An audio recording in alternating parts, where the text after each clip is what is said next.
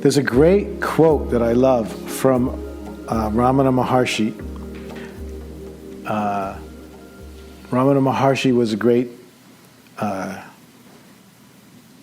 Indian sage in the Advaita Vedanta tradition. So Ramana, when he was 16, he was terrified that he was going to die, so he laid down on the floor and he said, okay, let me just see what it's going to be like then. And he just stiffened up, and for half an hour he just withdrew and withdrew and withdrew until he recognized the self that's there before death. And he was overcome with a desire to go to a holy mountain that was some ways away from his village. So supposedly he stole money from his brother. It was supposedly his last negative karmic act. But he did send the money back later. And he took just enough money to take the bus ticket. And then he got there and he just sat for a few years in silence. And people started to come around and go, ooh, look at this kid, he just sits here. And he was sitting in a cave for a while, and then the rats were eating his legs, but he wouldn't move because he was just in such a deep samadhi, he didn't care. So then they started moving him around. Some of his disciples would move him from one place to the next. And eventually he built an ashram on this mountain, and he never left. From the time he was 60 until he died, he just was there. And his teachings are amazing. But he has this great quote where one of his disciples says, when I'm doing my practice, I fall into this state that's like sleep. And I keep waking myself up to continue the practice, right? And he said, because you're identified with the waking state, you think that sleep but not sleep state is an interruption to your practice. Eventually you realize that state is your natural state, and that is your practice. And you'll just allow yourself to be in that. So I would just suggest when you fall asleep, just let it happen. Look, what's the worst thing that can happen? You'll actually fall asleep and you'll start snoring. That has happened. But someone will wake you up. And it's not that bad. But maybe something else will happen that's amazing. Okay, so it always comes up, so I guess I shouldn't be surprised. Sleep is a thing. I was a terrible sleeper. So I lived in a spiritual community doing spiritual practice for I lived there for 20 years. And I was a bad sleeper in meditation. So no matter what would happen, at one point, no matter what would happen, as soon as I sat down and knew I was meditating, I'd start falling asleep. It could be like 6 in the morning. It didn't matter. Time of day didn't matter. How tired I was didn't matter. As soon as I got into meditation, I started to fall asleep every single time. And I knew, sometimes I would think to myself, I know if I was watching a movie, I'd be fine. But for some reason, because I think I'm meditating, I'm falling asleep. So there were 4 of us that were particularly chronic sleepers. We would meditate an extra hour in the morning, because everyone meditated together from like 7 to 9, and then we would meditate an extra hour from 6 to 7. Thank you.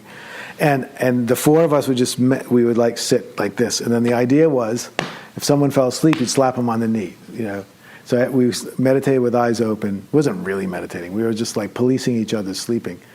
And then what would happen, of course, was like the whole meditation, it just sounded like popcorn because we were always sleeping. But eventually, we did this for 6 months. And eventually, after like 4 months, we could sit there, the 4 of us, without sleeping because it was embarrassing to getting slapped. But when you were in the regular meditation with everybody else and nobody was going to slap you and everyone had their eyes closed, you went right back to sleep again. So that didn't help. And I was really getting frustrated with my sleepy problem. And so at some point I did a long retreat. So it ended up being a 2-month-long retreat. And the one thing I vowed to myself when I went in was that I was not going to fall asleep. And I'm a scientist. I was trained as an engineer, so I have a certain technical mind. So I said, okay, I'm not going to fall asleep. But I knew, I can't leave it that vague. I have to be very specific. So what does that mean? It means I will not nod. I was going to define sleeping as nodding, and I was not going to nod. So we started meditating every day at 4 in the morning. And then the last meditation was 9 to 10 at night. And that was always the terrible one, right? And so I would be afraid all day for the 9 to 10. Because then 9 to 10 would come, and you'd be tired because you've been up since before 4 o'clock. But I was not going to fall asleep, because I had made this vow and I was not going to do it. How many of you have been really tired in meditation and tried to stay awake? Isn't it like a particular kind of hell, right? It's a particular torture that you put yourself through, because what happens? Your eyes get that burning, watery, horrible feeling, and then your mind gets like headachy and almost throbbing. Because basically your body's going, go to sleep, dummy. Hey, it's trying to make you uncomfortable so you'll actually go to sleep. But I was forcing myself, and then your muscles start to ache, and then they get that weird electrical feeling that goes up and down your nerves. And so you're just sitting there in this horrendous state where your eyes are burning, your head is mushy, there's electricity going, you're achy. But I was biting my tongue. Because I said I could do, the rules were I could do anything I wanted as long as I didn't nod. So I would bite my tongue, which kind of worked for a little while. And I was forcing myself to stay awake. And then while I was doing this, it was this one particularly torturous evening. And a thought went through my head, and it said, "You're not actually tired." And I realized it was completely true. That I wasn't tired at all. That I was perfectly awake to a tired body. But I was completely awake. I was absolutely vividly aware of every symptom of being tired. There was nothing unawake at all about me. Just the body itself was sleepy. And so from then on, it was like, whoa, this is amazing. Then I was just sitting in there, and like all the symptoms kept going, but I was just completely mesmerized and amazed by how I had been so identified with all that as me.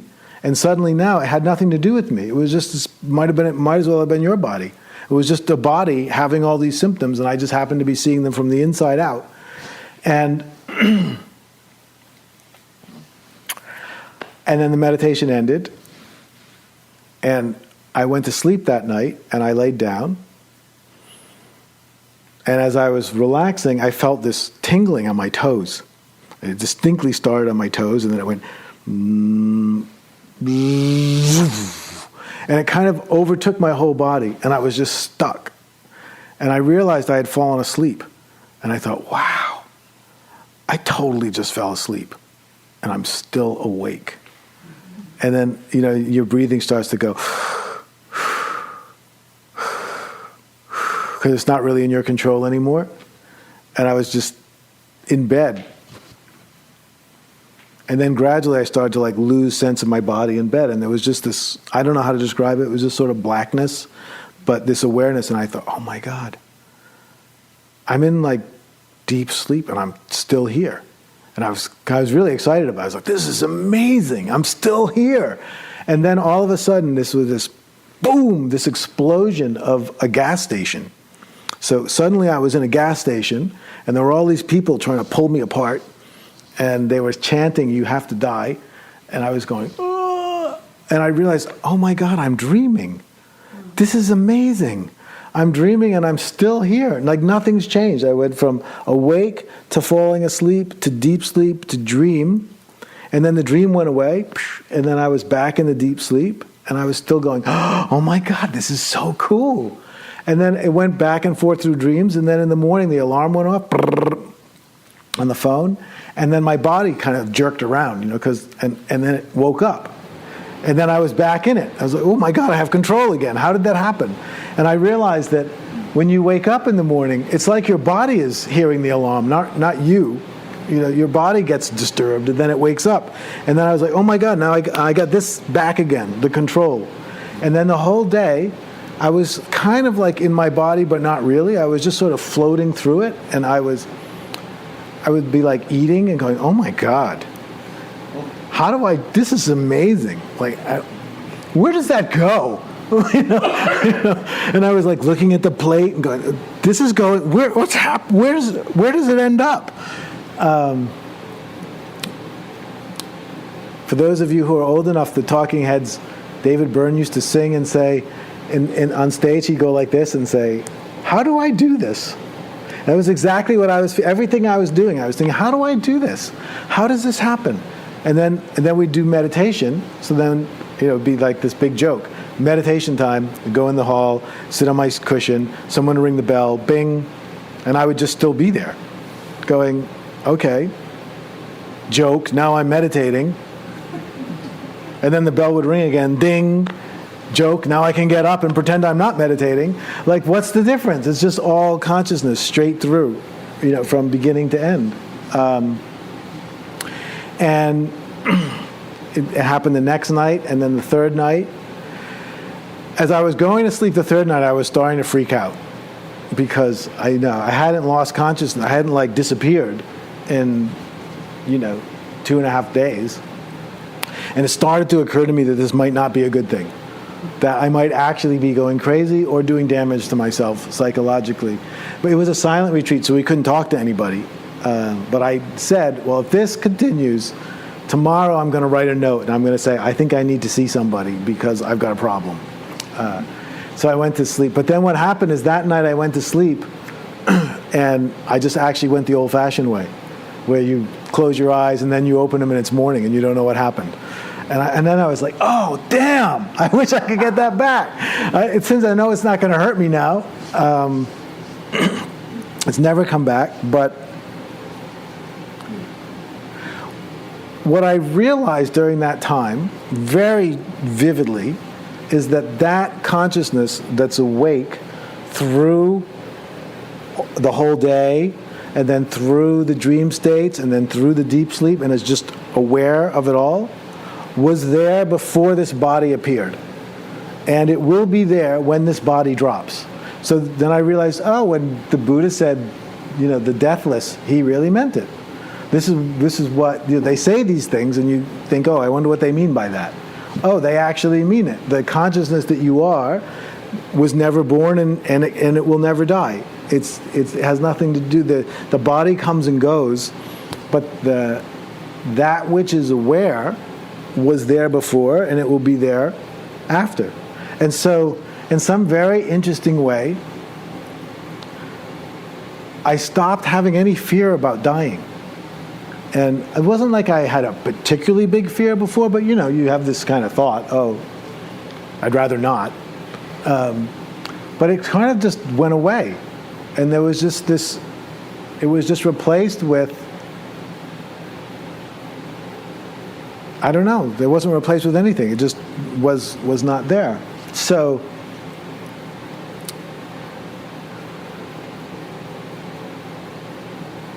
I just when I teach, because a lot of people teach meditation and they really want you to stay awake, right? And they tell you, stay awake.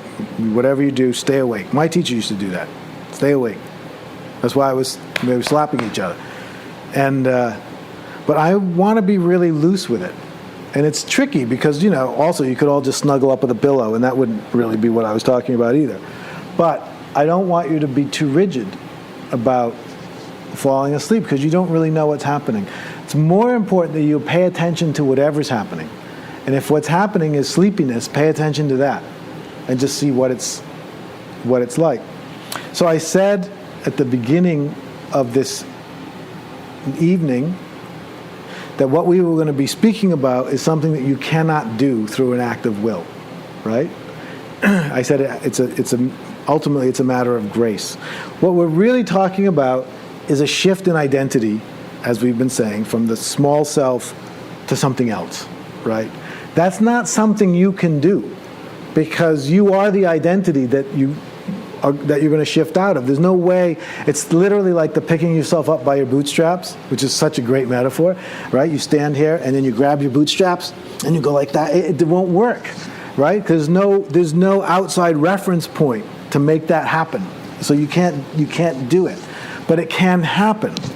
If you're resting in a place that's very loose, where you're not holding on so tightly, you're available for a weird thought like, I'm not actually tired, to be enough to knock you out. So what's interesting about that is when that thought went through, I'm not actually tired, the I that thought was referring to was the true self. That was a recognition of the true self, that it was not the small self that thought it was tired, right? And there was enough availability in me in the context of being on retreat that just that little bit of opening allowed the awareness to snap into a different place. So in traditional terms, in the way that Ramana would teach, and I'm sure many of you know this, there's 4 states of consciousness. There's waking consciousness, dreaming consciousness, deep sleep, and turiya. And turiya just means fourth. So that consciousness, which is aware through all the others, is turiya. It's turiya that's aware through the waking state, and it's turiya that's aware through the dream state, and it's turiya that is still there even in deep sleep when the small self isn't aware at all. And the way Ramana taught, and the way that I continue to teach, all you can do as a small self is find a way to rest free of reactivity to your mind. That's all you can do, is liberate yourself from clutching to the mind. There's nothing else you can do through an act of will. But if you rest in that place, then you're available for grace to take you and to shift into this bigger consciousness. Now, the important thing about the turiya state is the turiya state is not the waking state, it's not the dreaming state, and it's not the deep sleep state. It's something that shines through all of those, but is different from those. And how it occurs that you might slip into such a deep state, no, I don't have any idea how that happens. But the theory is that if you keep yourself free and you learn how to be free of the clutching, and you're just kind of free floating a bit inside, then you're available, right? And I like to personify things. So I like to think that, God, goddess, or divinity is watching. See, the problem is, on this planet, if you were the god of this planet, you'd be looking around going, anybody available? Nope, they're all busy. Busy, busy, busy, busy, busy. They're busy with their projects. They're busy working, they're busy making money, they're busy doing this. They're very, very busy, and there's nobody available for me. And there's a whole group of spiritual ones. Oh, but they're very busy with their spiritual practice. Busy, busy, busy doing their practice. And they're so busy, they're not available for me. But eventually, if you learn how to be loose, just a little, I think, you just a little loose helps. Suddenly you come online, like, oh, look, there's one not totally busy. Let's there's one, I can get through that one because they're not completely wrapped up in whatever it is they're doing. So this is what we're practicing in meditation, is we're just learning how to be available for grace. Because grace, as we talked about earlier, is everywhere. It's abounding. It's ever present, always ready and available, if we're available for it. But we're often not available for it because we're busy, and our attention is distracted by all the things that we're busy with. And so what we want to practice over the course of this time we have together is really just being available for grace, so that